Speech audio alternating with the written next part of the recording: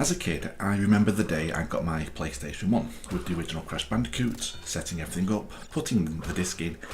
hitting the power button and hearing that classic boot up music from the PlayStation 1 for the very first time. I hadn't seen anything or heard much about Crash before that point, so I wasn't really sure what to expect. Being the first 3D game I ever played was mind-blowing, seeing Crash washed upon the beach for the first time, at the start of his crazy adventure full of wacky characters, interesting levels and classic music,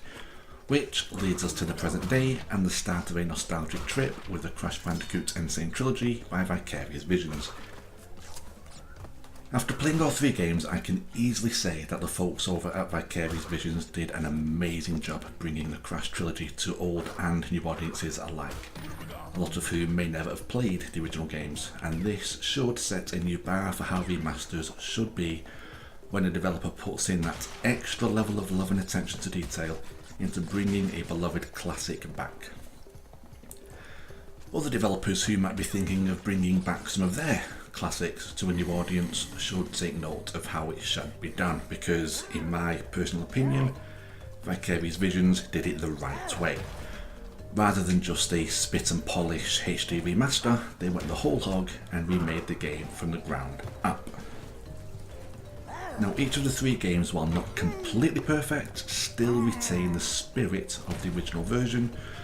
without much compromising on the game's core mechanics, to the point where they even left in any of the game's exploits from the original games, which made them feel just like the originals, which was part of their charm and made them what they were. If they had been left out, it would have been like taking away part of the game's soul. Some tweaks were made across all three games, with the more noticeable being in Crash 1, with changes made to the jumping, so now Crash falls faster from a jump, and the hitbox on Crash was also changed, so it is now a pill shaped with a curved bottom, meaning you have to be more accurate when jumping and landing, as you have more chance of falling off a platform, for instance, even when it looks as if you had landed on it, which, again from personal experience, could be pretty rage-inducing at times, especially in the harder later levels. Another small issue I had with one or two levels was depth perception,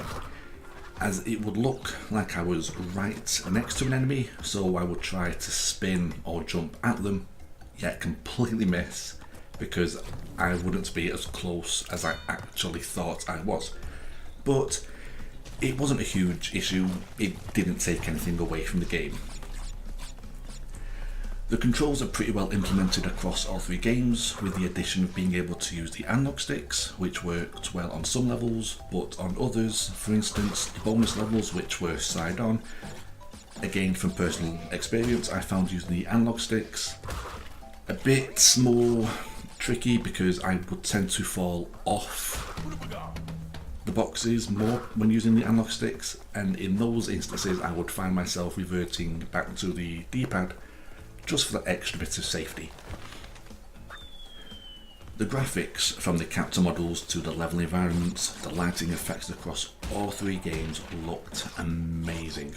When I first saw the new Crash model before the N-Sane Trilogy was released, I was blown away by how furry he looked, but honestly,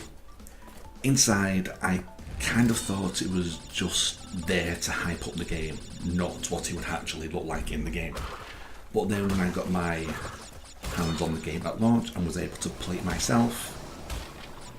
and seeing how furry he looked, how the game just looked amazing, I was back to being that kid, seeing him for the first time and being completely blown away.